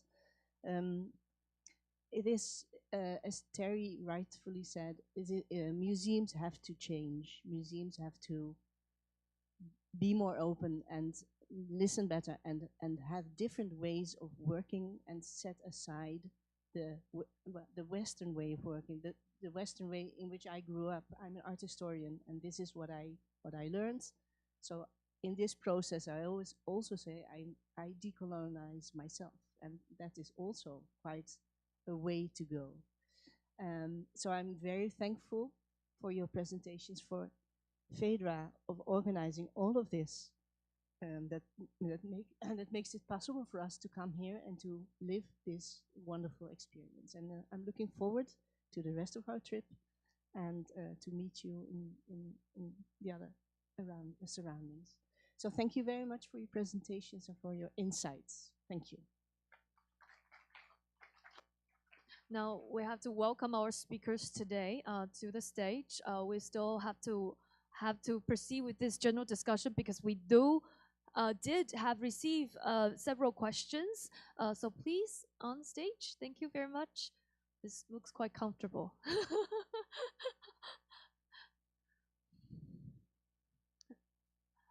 Before I look for online questions, I actually would like to ask if any physical on-site participants ask questions, but we have to make it brief. I'm so sorry because the clock is ticking. The interpreter, we don't want them to work over hours. So, if you have any questions? Yes, we have a lady in the back.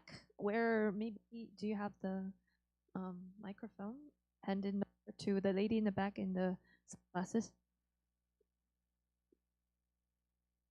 可以用那个华语。大家好，我 So 叫 ask your question in English, in Chinese. Hi. I'm also learning anthropology at the moment, and I have question for our two panelists. My question for Languz is, I admire your effort to revive the craft of tanning. And my question is, you talk about the workshop, and when we are displaying the craft and all the relics related to tanning, we have to pay attention to the number of participants. And you said that there are certain restrictions. Can you talk about what kind of restrictions? Is it because the Bunun have different ideas about who can participate? And if tanning in its tradition has already set up the qualification for who can participate, when we are trying to revive this craft, what should we do? Thank you. And I also have question for Rosanne regarding the spatial planning. How do we pay attention to the national spatial plan? And you talk about that the local museum should serve the local community and also educate the local people. But we know that the national policy have an important influence of the tribes. All the resources you can get are related to the national policy. So I wonder, if we want to start off from the perspective of the local community, how do we as museums operationalize this idea?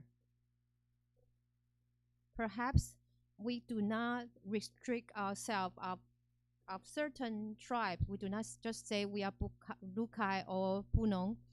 Instead, we can just say people who live along the coast or people live on the mountains. Thank you. Thank you very much for the question. I didn't have enough time to discuss the restriction on the participants. When we are recruiting the participants, originally we thought that men would be more interested. So we have set up certain criteria, including they have to be local Bunun. And secondly, we also ask them to get their own hide. They need to be able to bring their own animal hide. But what is really interesting was that there are women also who come to participate in the workshop. And we thought about the question, can women also participate to learn the craft of tanning?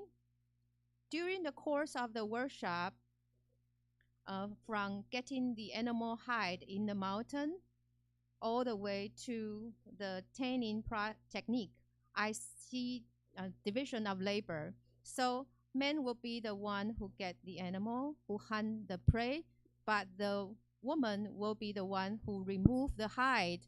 And then when it comes to the processing, men will engage in the process. So originally you may think that this is a job of the men, but women also have their part.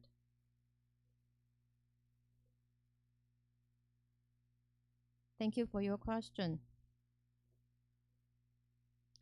In contemporary age, how do we put them into practice? From my own personal experience, there are ways to work within the system, but also when I go independent, I have my own rules, and I'm still trying. For example, if you are working with the museums or schools, they already have their own knowledge base, and they have their own system.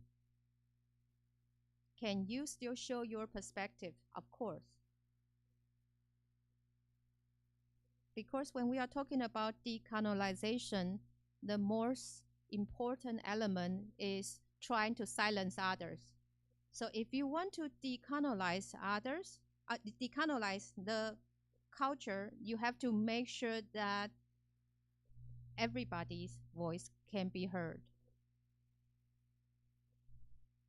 So this is something you can do, and this is something we are doing.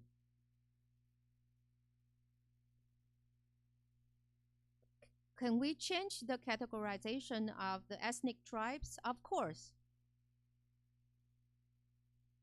In our previous forum, we talk about the selection of language and how to translate. Sometimes you cannot find the equivalence. If you cannot find the equivalent translation, use the original source, because the end purpose is to know yourself and also communicate with others. So categorization can be flexible. If you are working with an elementary school, a lot of elementary schools pay attention to the knowledge base, but the production of knowledge is based on Western idea. This is problematic. So how do you find a space for communication? You need to establish your own knowledge. And you also need to know how the Western culture construct your knowledge. I'm not trying to eliminate the Western culture or knowledge accumulated through the Western culture. It is still evidence, but my existence is more important. And I need to be able to create a space for the two sides to have a dialogue. Because if you try to eliminate any side, then you won't have dialogue. This is doable, and this is something we have to do.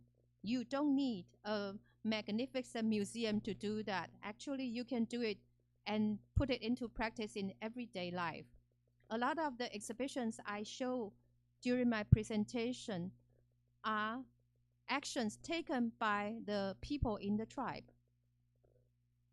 Museums have its own system, but we as people have our own way to tell our stories and to facilitate communication. Thank you. So whether we are doing curatorial work or we are doing exhibitions in a tribe, in a community, I believe there are many diverse perspectives. So this is quite inspiring. When we get to know an indigenous community, whether you can go to the community on your own, or you can also pay a visit to the Indigenous Museum. You can try to have your personal reflections. I have two more questions. Two more questions. The first question goes to Mr. Terry, our keynote speaker. In your presentation, Mr. Terry talk about Zambia, and many museums in Zambia allow museum professionals to do, for example, dancing, playing games. So the question is, when a traditional practice like dancing, when traditional practice such as dance and games are presented in European museums, how should these activities be designed so that they are not just representations of culture, but actually promote cross-cultural dialogue? What strategies can help avoid exoticizing these practices or reducing them to performances for foreign eyes? This same thing also happened in Taiwan. Indigenous people show their traditional dances, put on costumes with the traditional elements. However, actually, they are not authorized by the indigenous community. Some of them even are misrepresentations of the indigenous communities, and this will lead to misunderstanding and misrepresentations. So what is your take on this? Or how can we improve or change the miscommunication or misleading representations that happen on the museum spaces? After Terry, I would also like to invite Mr. Lee to respond to this question. Thank you very much for this particular question. The most important thing to realize is that most times the representation of other cultures of the world in some institutions or museums, say in the global north, has been from the perspective of the curators seeing other people's cultures and from a stereotype kind of way. The most important thing, and as we have been discussing the last 3 days, if we start to decolonize, we must stop looking at others as being primitive, and we must start respecting other people's cultures. And in respecting other people's cultures, before we form in our minds what their cultures are, we must learn to listen to the owners of the cultures. And this has been the problem even for objects, cultural material that is exhibited out there from different cultures. We have materials in our cultures which cannot be mixed. But if we go in other spaces, you'll find objects are mixed, when in our cultures, some of them are never seen in public or put in public, or are never touched by, say, these are only touched by men, not by women. And they mean a lot of things, different things when they come out in the public, but sometimes they are displayed without that form of respect of the cultures where they come from. So it is certainly important that as we do these particular aspects or want to represent other people's cultures, go back to the owners. Ask them, how do you want us to represent these particular aspects? And this is the new way of working and thinking as we are talking about as we go forward. When we represent other people's cultures, we need to have co-curation.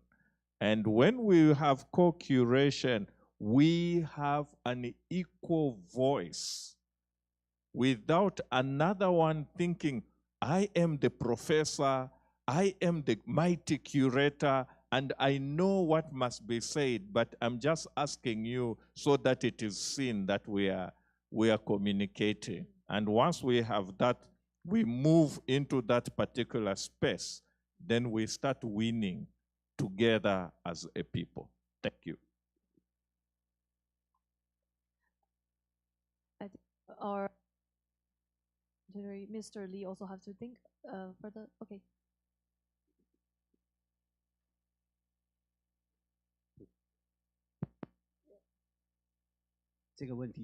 I believe Over the years, this has been a very heated discussion, a lot of debates, how to represent other cultures.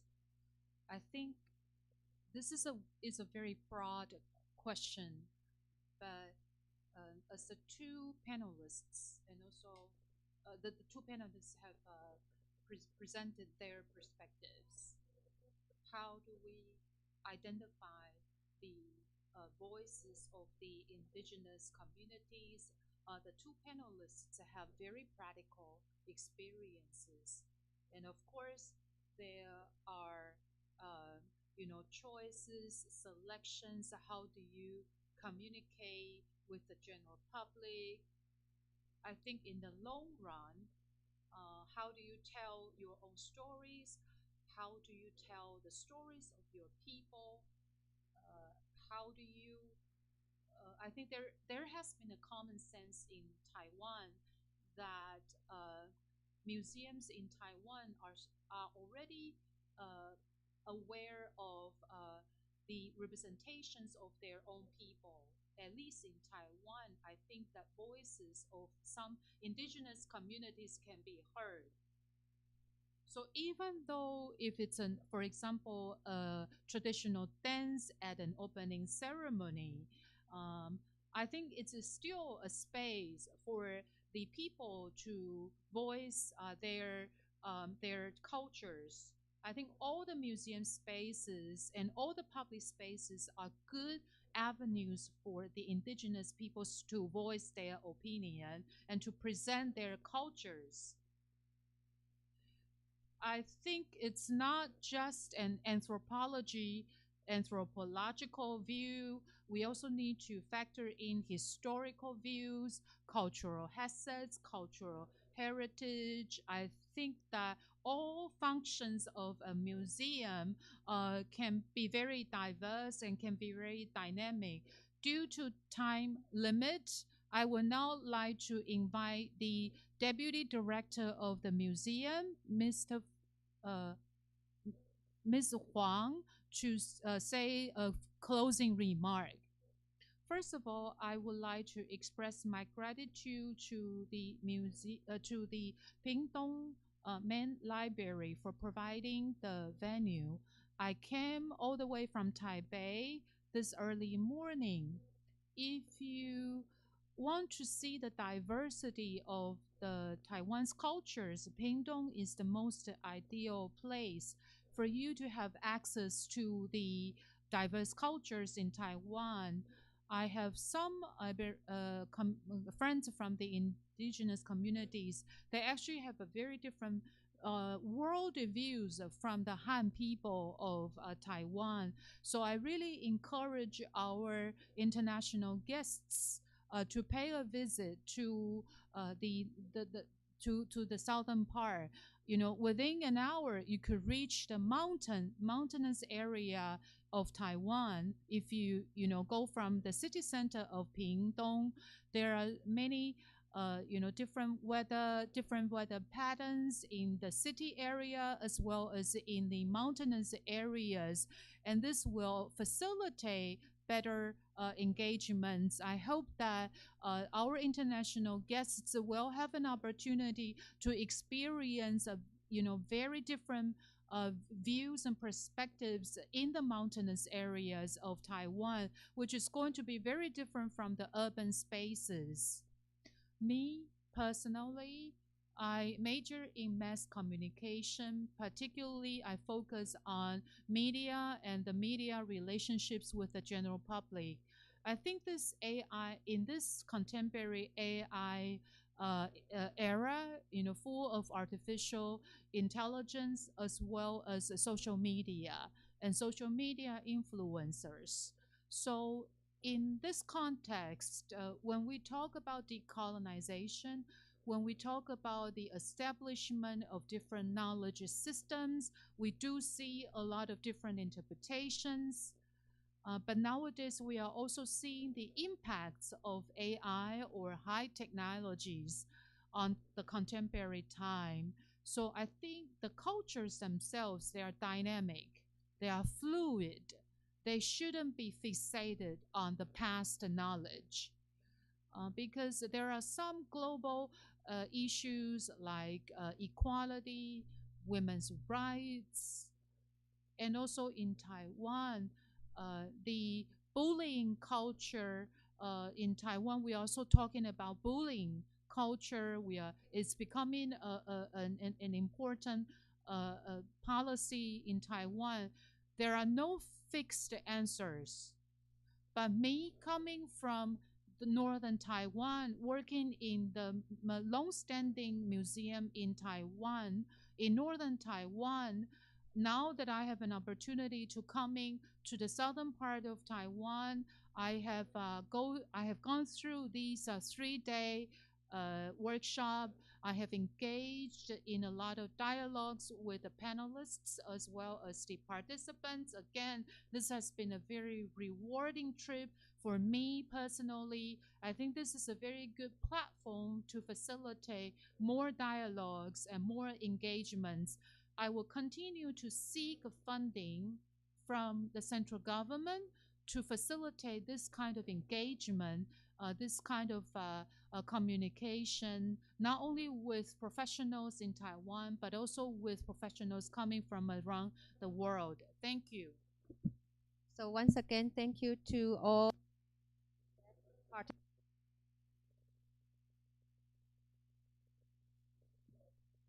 who help us. I think the microphone is reminding me to stop, but we would like to thank the interpreters for their service. And I would like to thank the organized committee for organizing the 3 events over the past 3 days. Please do fill out questionnaire. Thank you very much.